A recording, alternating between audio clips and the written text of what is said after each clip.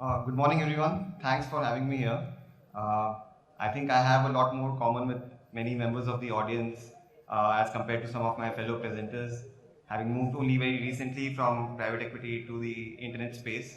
And I can see a lot of familiar faces in the audience as well. Since moving, actually, one of the most frequent questions that I've been asked is to compare and contrast the e-commerce sector, which is mostly the horizontal players, and who are in the headlines in the newspapers every day with their multi-billion-dollar valuations and hundreds of millions of dollars of fundraise, and compare that with the online travel sector, which has been around for a very long time, but still, in my opinion, it's not as well understood. So I'd like to take this opportunity today to talk a bit about the online travel business model and compare it with the e-commerce sector. And I can also talk a bit more about Cleartrip in particular in the end.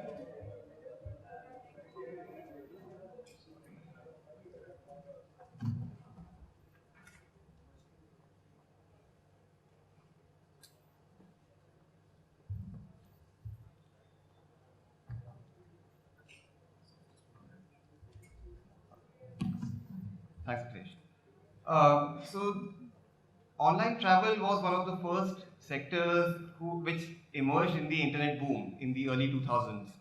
And there was a reason for it. Travel as a category is a much more natural fit for internet distribution as compared to some of the other categories. You don't have to worry about the logistics cost. And I know our friends at delivery are taking care of the logistics, but you don't have to worry about logistics. The customer doesn't have to worry about the product quality or consistency. An air ticket is an air ticket. And therefore, online travel as a sector sort of saw a lot more adoption to internet distribution in the very early years. And if you look at the top players in online travel in India today, all of us have been around for 10 to 15 years as compared to, say, the e-commerce players which have largely come on in the last 5, 6 years.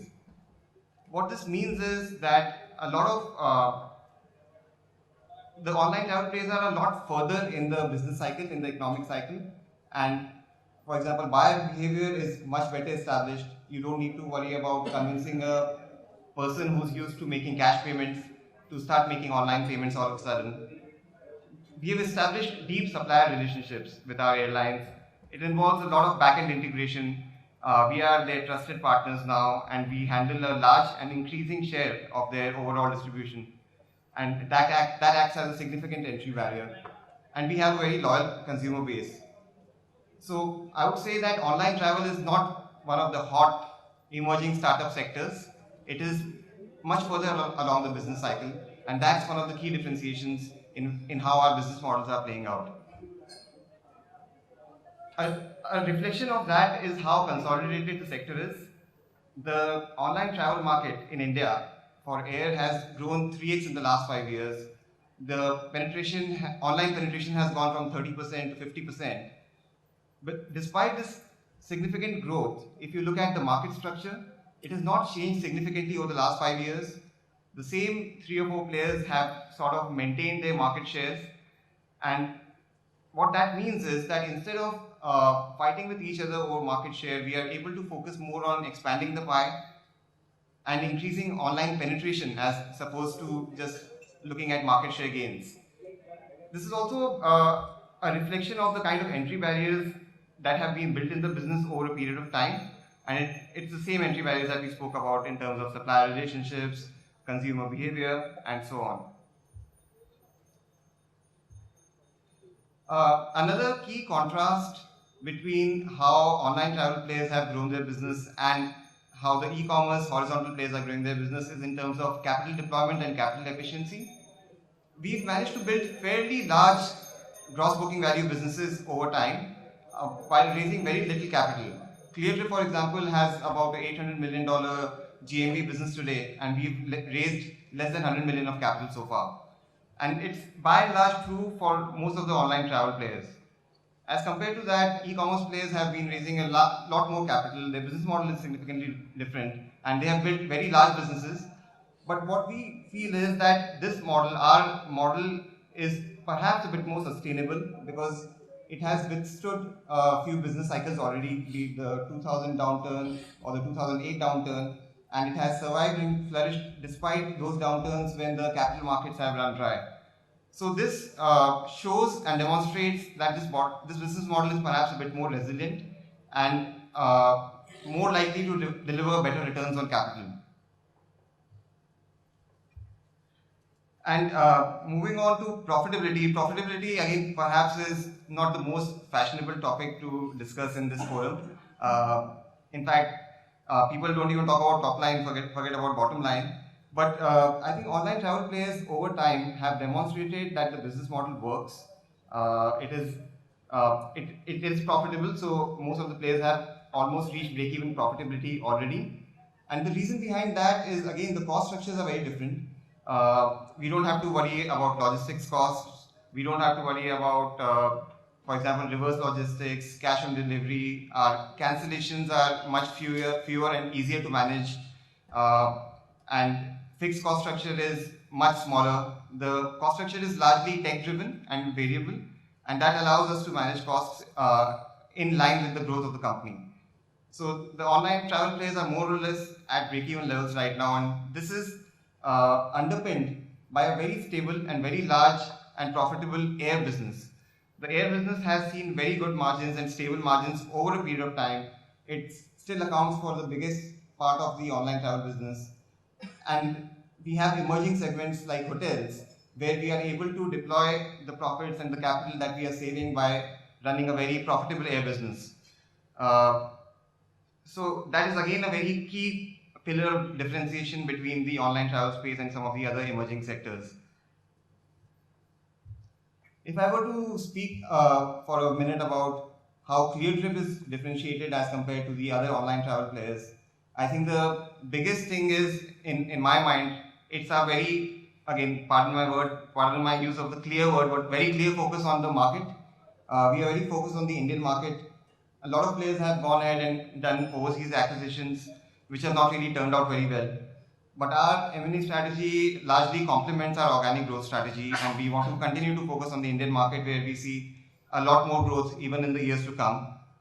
We've very religiously stayed to the online delivery model. We've not gotten into packages and holidays, which requires a large offline presence, which requires a different delivery model and has a different overhead structure. And similarly, we focus more on the B2C business. We do have a B2B business, but we are very clear that our focus will continue to be on the B2C business. And again, for the same reasons, it lies at the core of the way we build our cost structures. We want it to be tech-driven rather than having a lot of offline delivery and fulfillment, which a B2B model would require. At the center of our strategy lies customer centricity. So, in fact, when I joined Cleartrip very recently, a lot of people came and told me how they have been avid users of the Cleartrip mobile app as well as site for a long time, and how they love it. And the reason for that is we've always maintained a very clean, clear, clutter-free interface, which puts the customer at the center of our business. All the decisions that we try to take keeping in mind the customer experience, and that's held us in good stead. We've had to make some tough economic decisions on the way. For example, not having ads on our website, which has cost us in terms of revenue. But in the long run, I think it has paid back in terms of customer loyalty and customer retention. And thirdly, we are a technology company at the end of the day, and we are probably the only large OTA in the country where technology is fully in-house. We don't outsource any part of that because we believe that's core to what we do.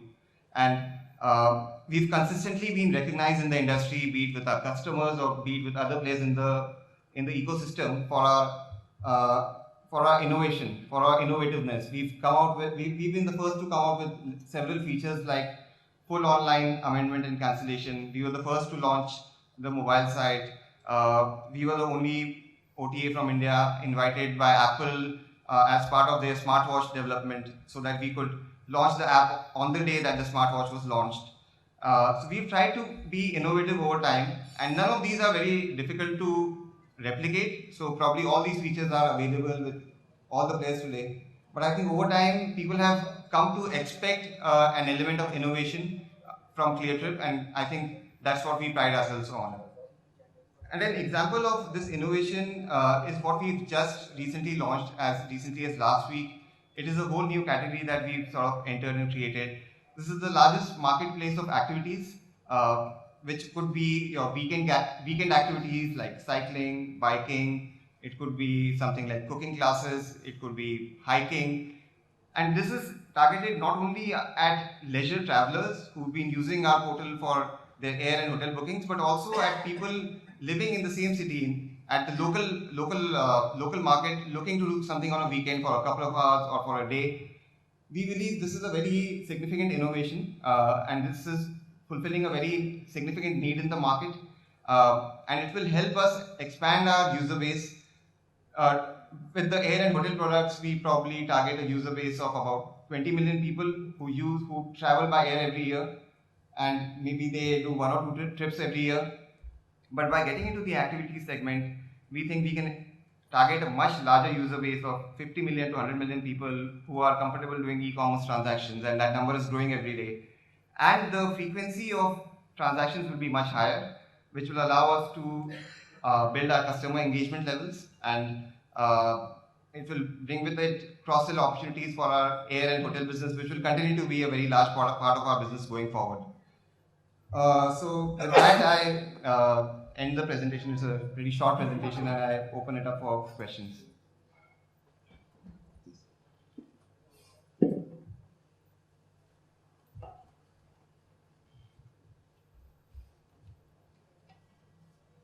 So my question is on the profitability. You mentioned that this business segment has been well adopted by the customers, and it's been around for more than 10 years now. And the top 3-4 players are reasonably rational, unlike what we see in the other e-commerce where there's a lot of freebies being offered. And you charge both the customer and the airline. So I'm wondering, everything is in place. Now what? I mean, ideally, you should have been profitable. If you're not profitable now, then what will change to make this profitable?